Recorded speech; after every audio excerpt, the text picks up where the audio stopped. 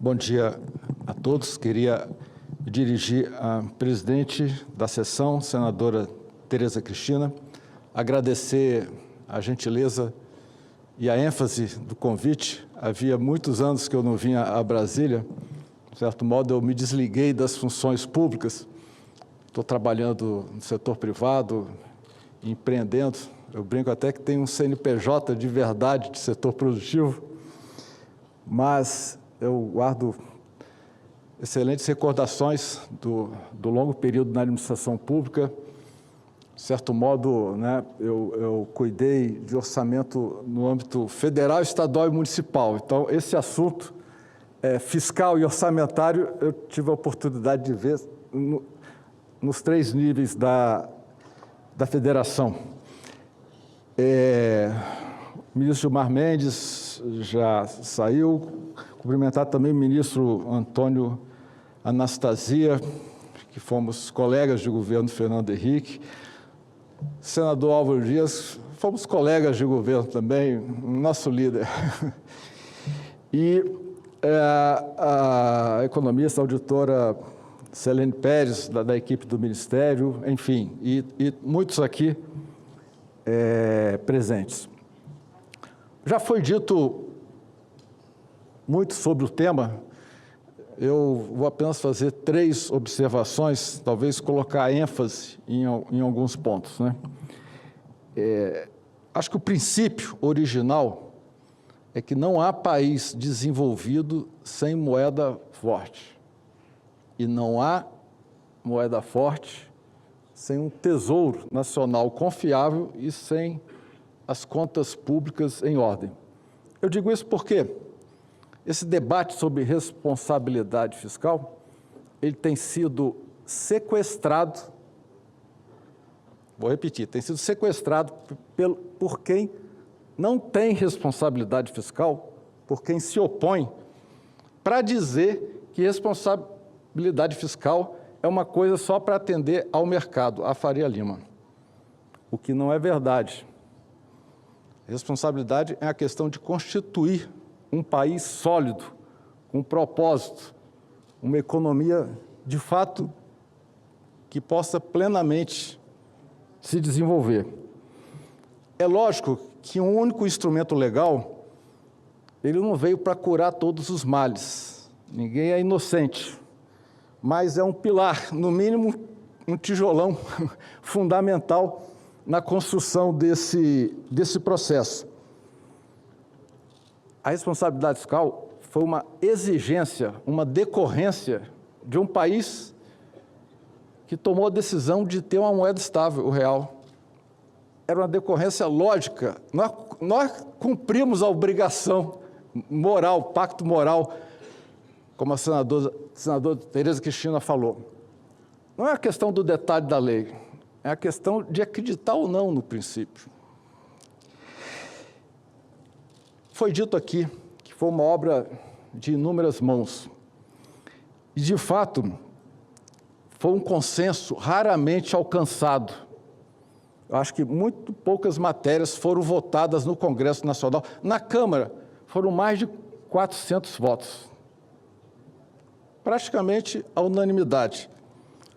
No Senado, o senador encaminhou, foi aprovado sem emendas, porque se entendia que aquela ampla discussão na Câmara tinha, de certo modo, esgotado as contribuições ao processo.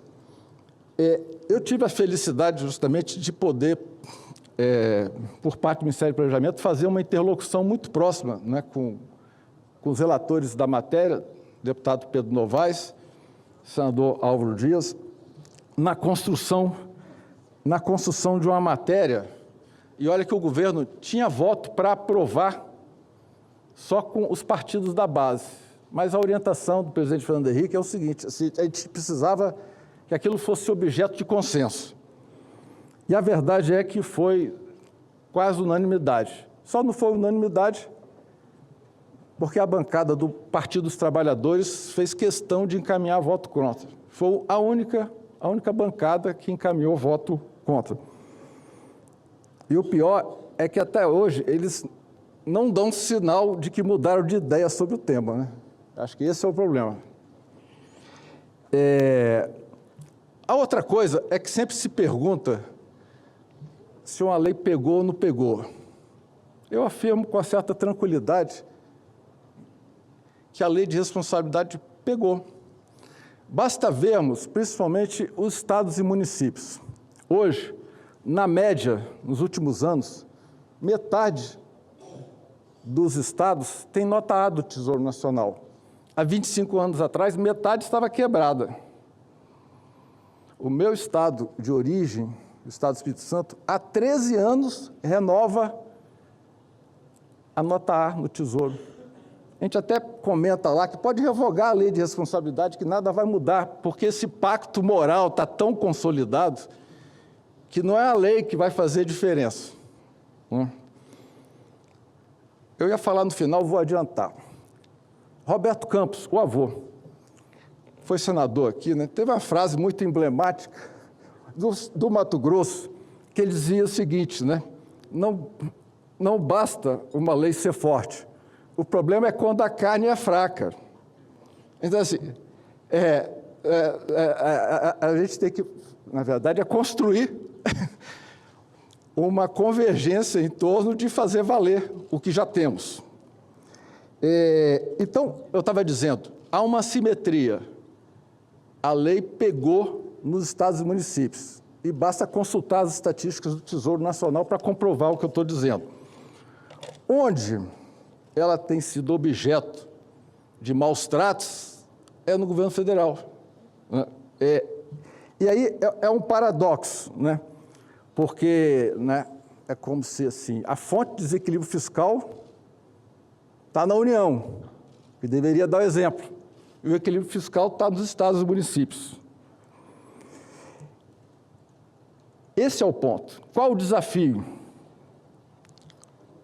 Hoje o desafio é que, ao invés de se atacar as fontes do desequilíbrio fiscal, aquilo que propaga um crescimento da despesa muito acima do PIB e da inflação, optou-se por criar um mecanismo constitucional que tem status superior à lei de responsabilidade fiscal, por definição, que a emenda constitucional vale mais que uma lei complementar, que apenas sanciona e legaliza o déficit orçamentário, né?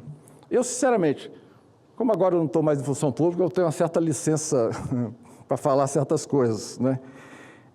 Aquilo que se chama de arcabouço fiscal é uma licença constitucional para continuar gastando numa velocidade maior do que comporta a economia. É simples assim. Qualquer coisa fora disso é auto-engano. Então, assim, o que está em vigor hoje, para o âmbito federal, é um mecanismo constitucional que impede, de certo modo, aplicar os princípios da lei de responsabilidade fiscal, que vale para todo mundo, menos para o governo federal. O resultado disso é conhecido de todos, e os fatos estão aí, a consequência.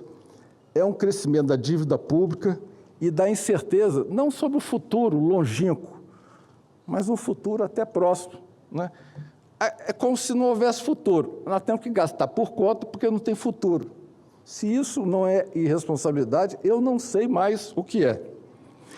Então, assim, eu vou finalizar. Quem esperava que eu fosse falar de coisa técnica? Não, tem gente capaz de fazer isso melhor do que eu. Quer dizer, eu vou emitir uma opinião de um cidadão, né?